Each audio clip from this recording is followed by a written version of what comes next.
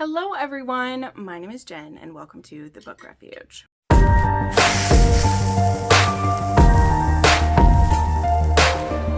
Hello friends, welcome to another recommendations video. Today we're doing kind of an oddly specific one, but it's something that I actually really enjoy, this trope, and I've actually read a few recently that I grabbed just because they had this trope in them. So I'm excited to talk about them with you. Also, just to touch before I go, yes, I did just get my hair touched up. I mentioned this in another video I was filming this week, but whenever I finally get some ambition and touch up my hair, people are thinking, oh, it's brand new. It's like, this is the color that my hair normally is. It just gets washed out and I get too lazy to touch it up. But I did it. I touched it up. We're ready to go.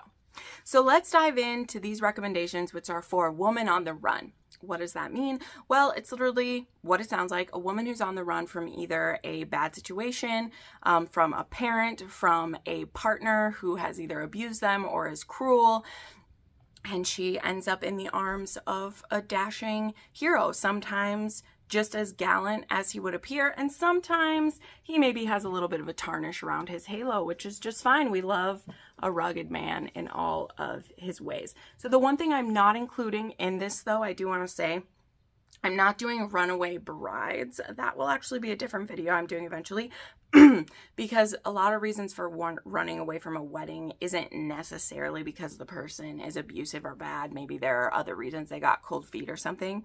But these ones are going to be they were in a dangerous or an abusive situation and they go on the run for it, okay? So one of the couple books I read recently that inspired this is actually Slay by Abby Glines, which this is going to be a duet. The second one is actually going to be out either the day you see this or will be. And this is part of the Southern Mafia. And then this duet is just like the Slay duet. And I'd never read any Abby Glines before. She used to have a lot of like YA fiction when I was young, but I never read hers. And this one is the first part of, like I said, a like mafia situation, which is cool. It has cowboys and darkness and it's great. And in this one, our heroine in the beginning, her husband is getting like called out basically because he owes money to some people, and she is in an abusive situation with him. And so when these people come to get their money back and he doesn't have it, he gets shot by them. And she makes her escape because she's like, I don't give two shits about my husband. He's abusive anyway. I'm getting out of here. I'm taking this as my chance. Well, it turns out that those people who he owed money to was this Southern Mafia. And so they do see her make a run for it. And one of them, King, actually follows her. Now, he follows her and he, you know, they don't have anything against her. They don't want to hurt her. They actually want to make sure that she's okay. And so he does end up following her for a while, and then he kind of inserts himself, not kind of, he does insert himself into her situation and actually invites her home to the ranch, which is, you know, headquarters for the Southern Mafia, but she doesn't know that. And they offer her a safe place to stay. Again, little does she know that the mafia she thinks she's running from, or the bad people, she doesn't know they're mafia right away, that she's running from, are the ones who've offered her sanctuary. So she's not actually in any danger. I mean, she might feel differently if she knew that they were mafia, but they're not planning to hurt her at all. They're giving her sanctuary until she's ready to move on. And King actually gets given the job of keeping an eye on her, making sure she's not suspicious of anything. And eventually he is very attracted to her and he ends up kind of making a move with her. Now, he's also into some BDSM and she's not sure how she's going to feel about that, having come from an abusive relationship. So we'll see how that goes.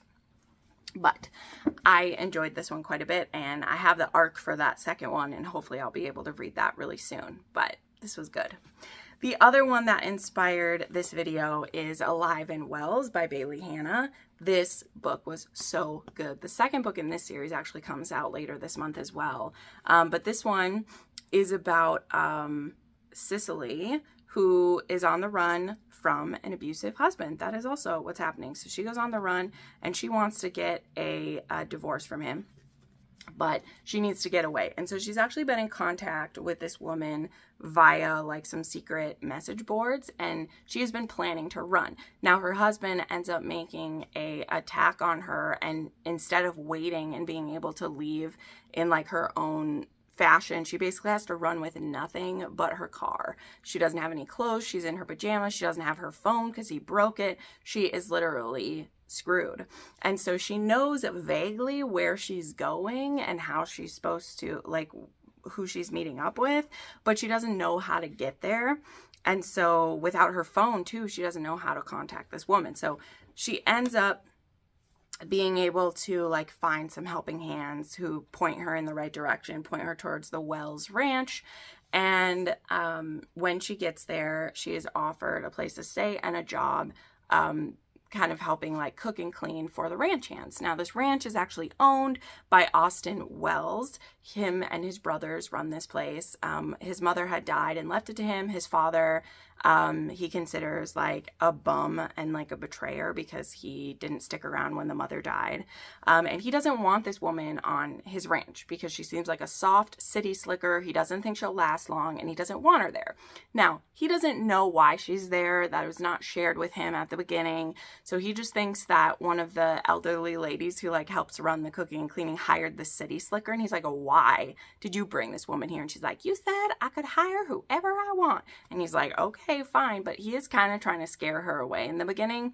Again, he doesn't know why she's there. And if/once he knows why, he will stop doing that. But he just thinks like, what the hell is this woman doing here? You know, because we didn't clue him in on what's going on.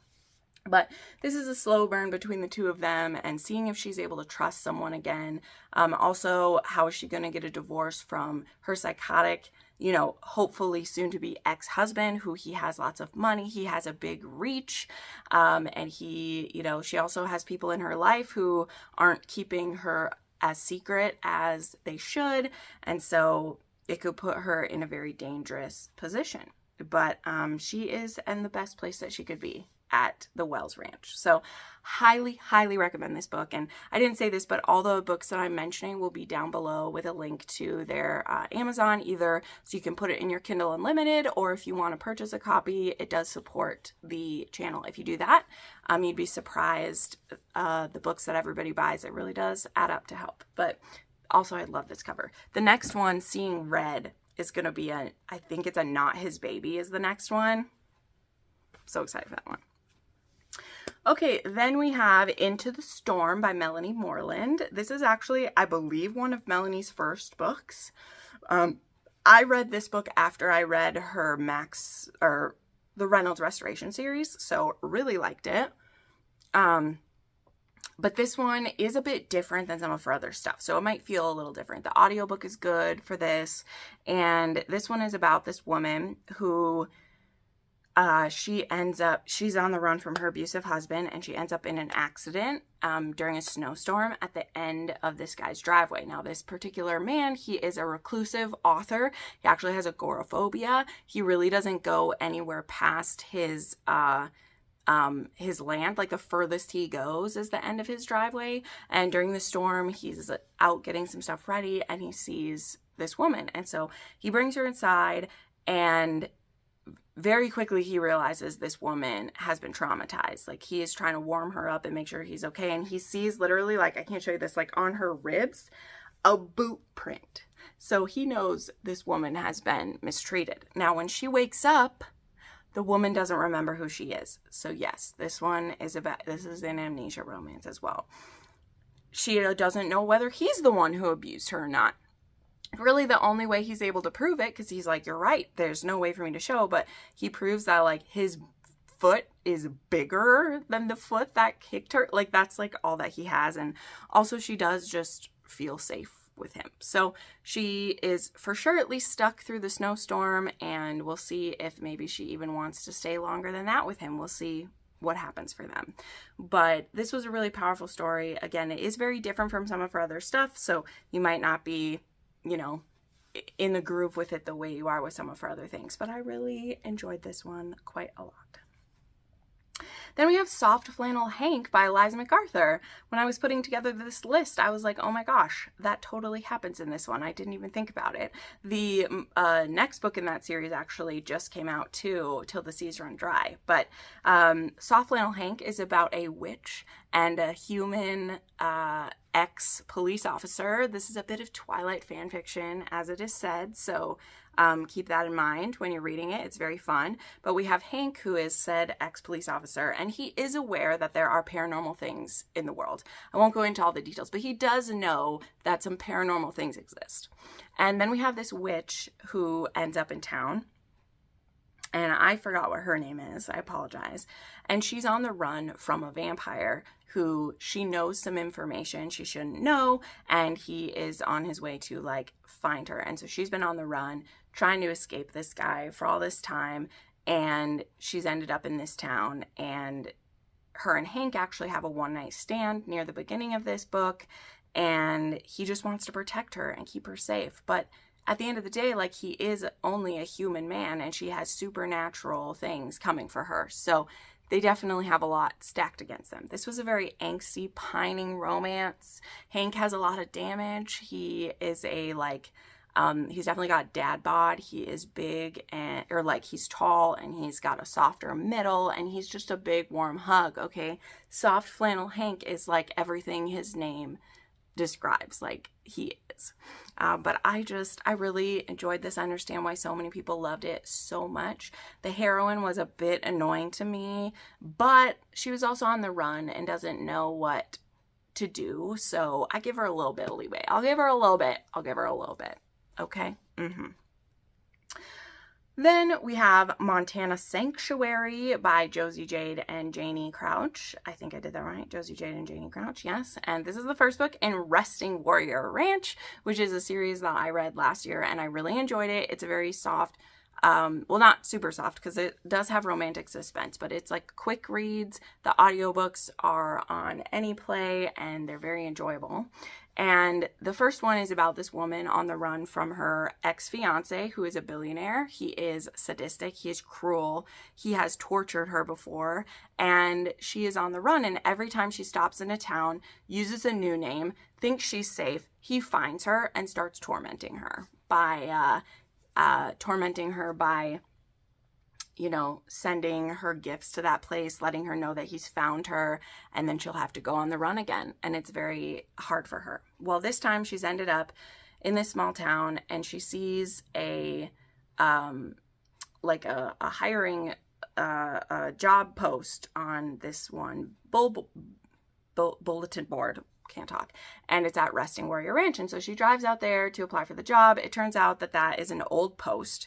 He doesn't actually need anyone anymore. And we talked to one of the men who co-owns and runs Resting Warrior Ranch, because I forgot to say it's run by all of these military men who have like trauma, and so this place has been created to help people with PTSD. There's animal therapy. There's a therapist who works with them who helps people get over their trauma, which is fantastic. We love to see it.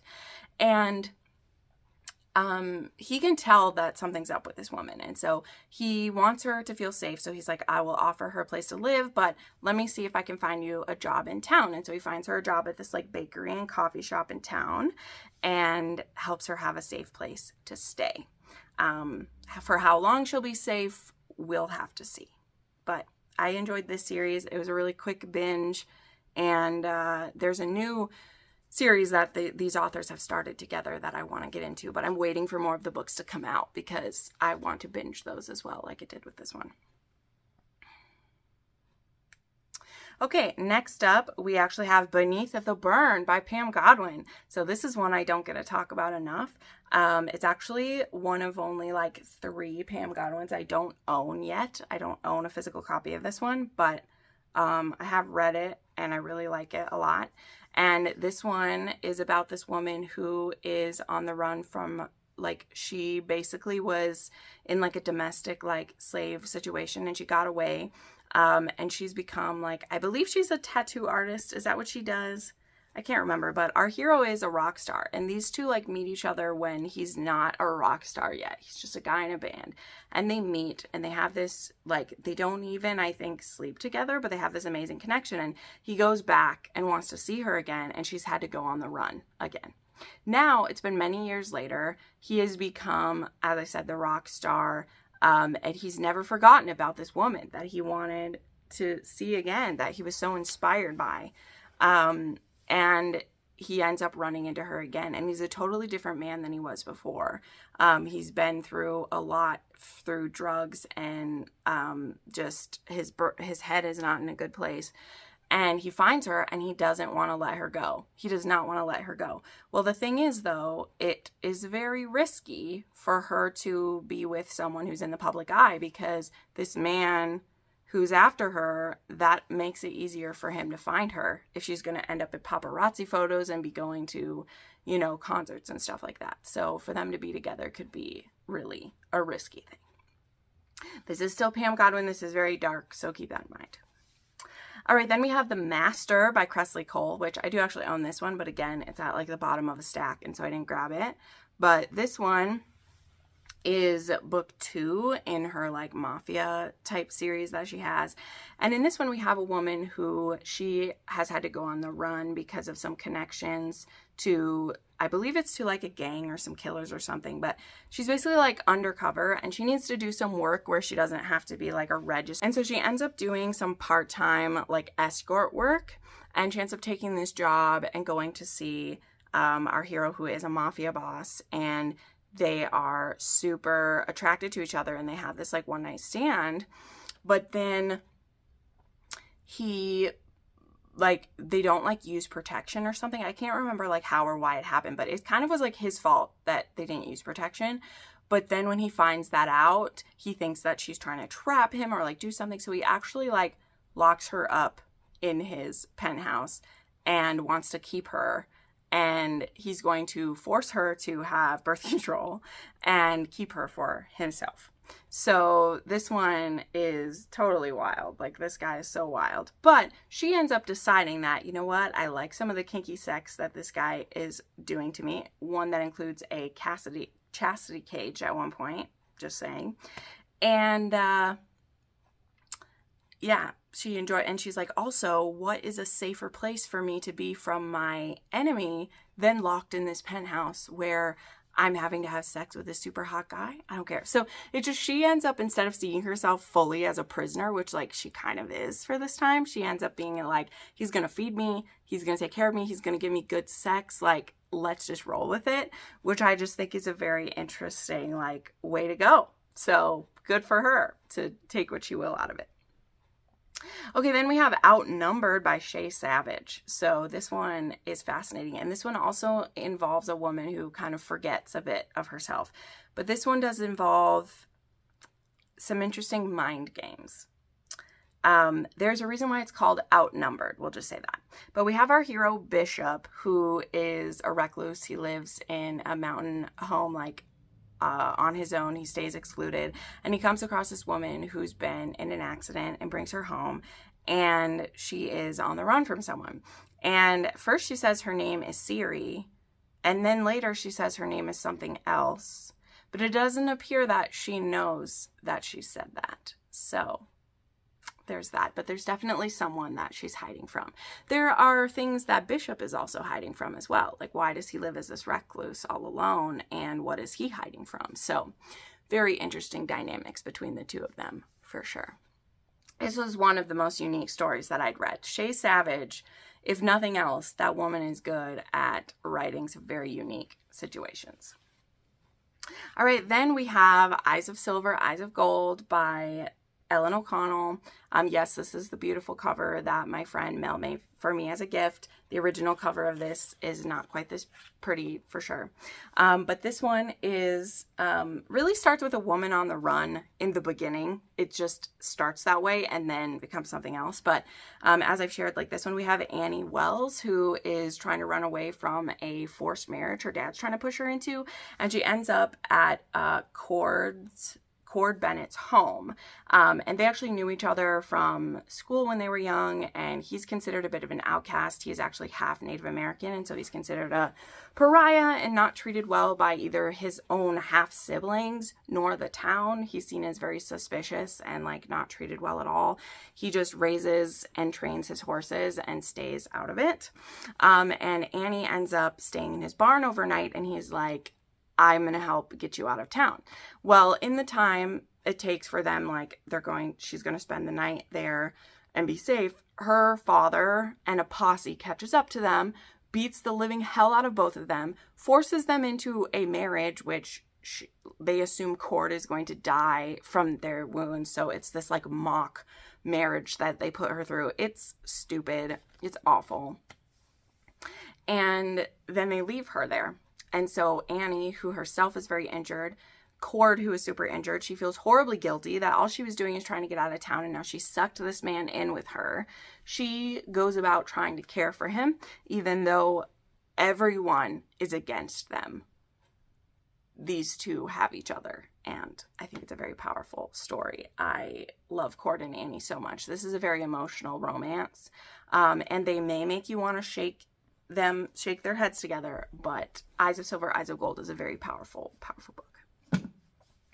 All right, then we have Irish by Brittany Nicole. This one is also like Mafia adjacent, and in this one we have Ellie, who her and her kids are on the run, and there's this cabin that she thinks has been left to her and by a like relative. And so when she runs from her abusive husband, her and her girls are like, we'll go to this because he doesn't know about this place. I kept it a secret that this was willed to me.